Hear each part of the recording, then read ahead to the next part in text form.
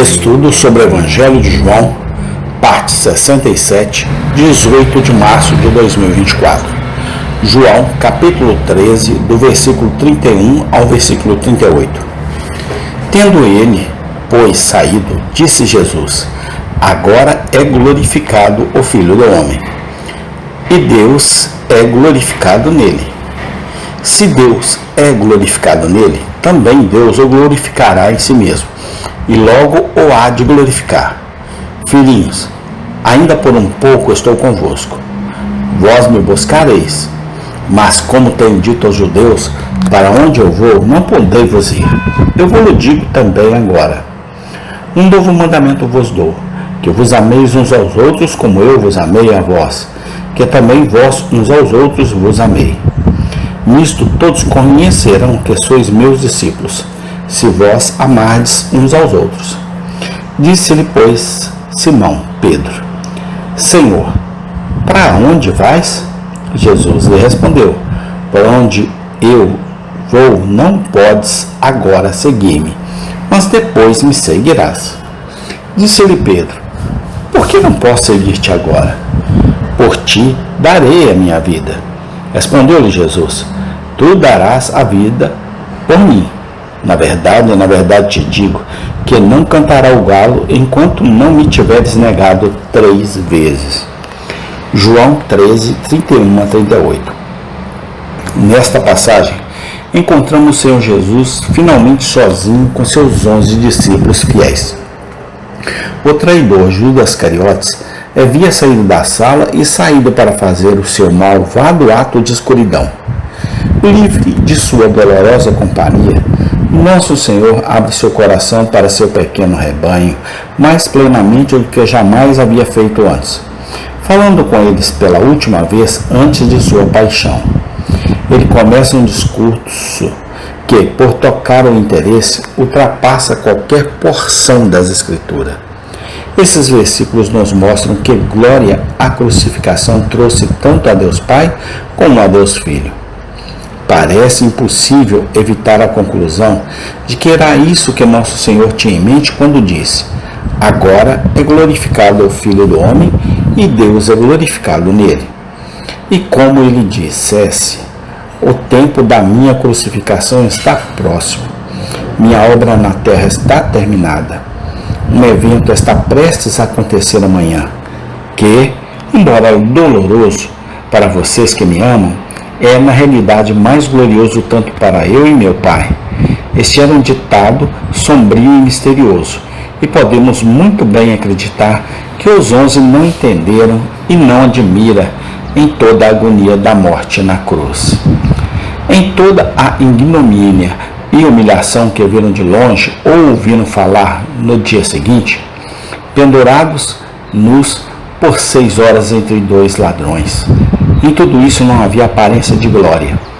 Pelo contrário, foi um evento calculado para encher as mentes dos apóstolos com vergonha, desapontamento e consternação.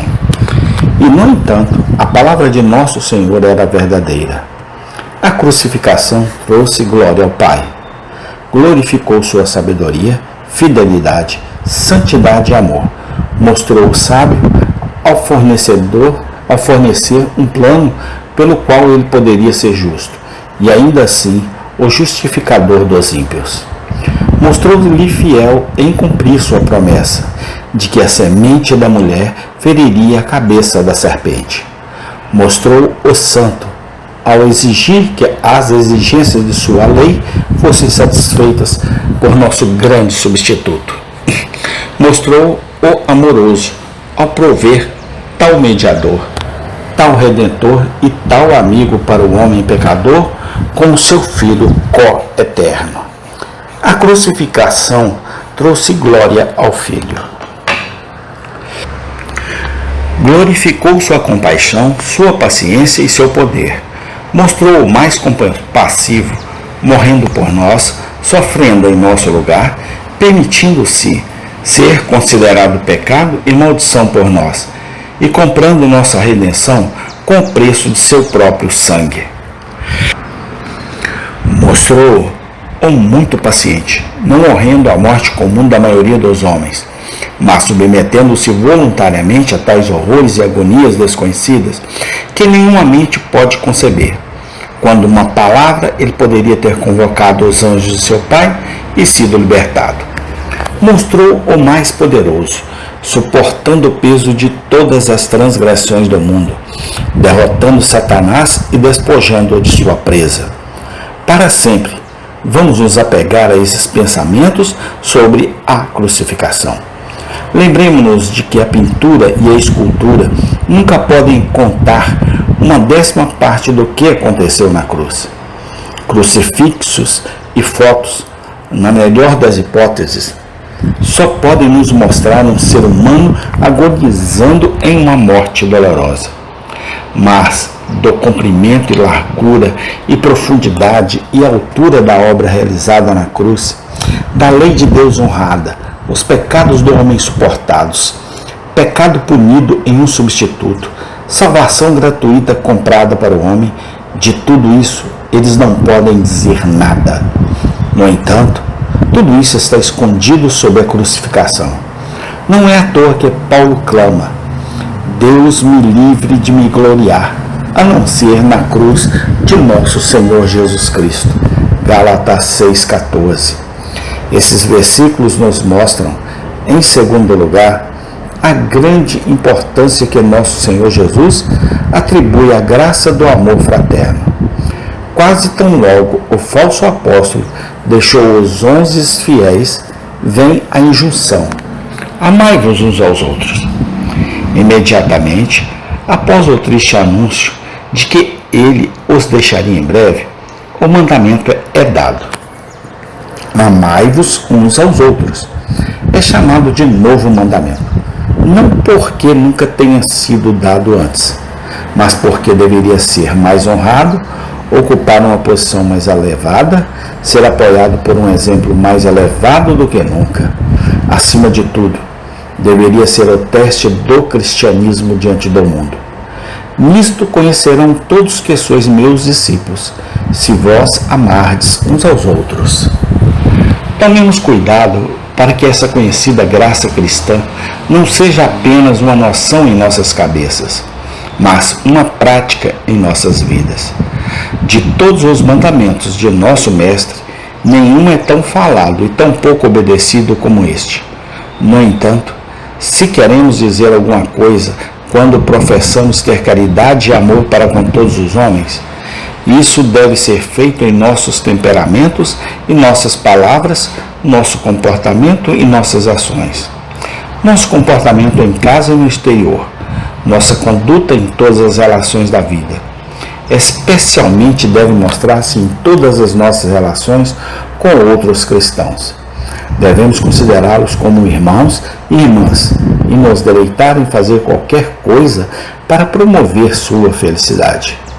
Devemos abominar a ideia de inveja, malícia e ciúmes em relação a um membro de Cristo e considerá-la um pecado absoluto. A causa de Cristo na terra prosperaria muito mais do que prospera se esta simples lei fosse mais honrada. Não há nada que o mundo entenda e valoriza mais do que a verdadeira caridade.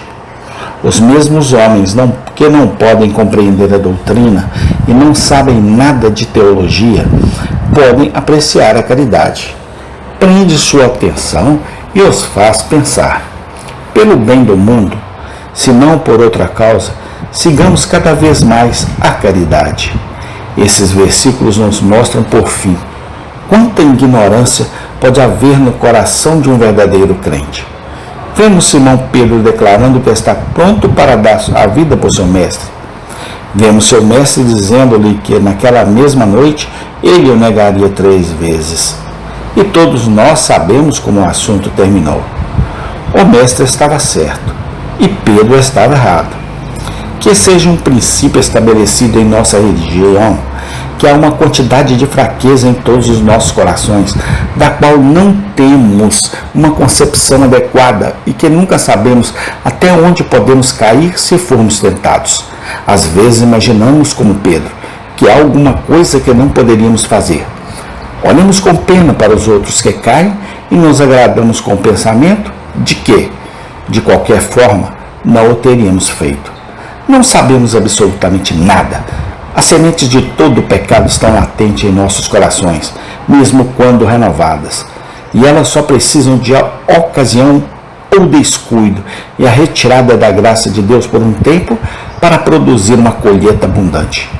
Como Pedro, podemos pensar que podemos fazer maravilhas por Cristo. E como Pedro, podemos aprender por amarga experiência que não temos poder e poder algum. O servo de Cristo fará sabiamente para se lembrar dessas coisas. Deixe aquele que pensa que está de pé.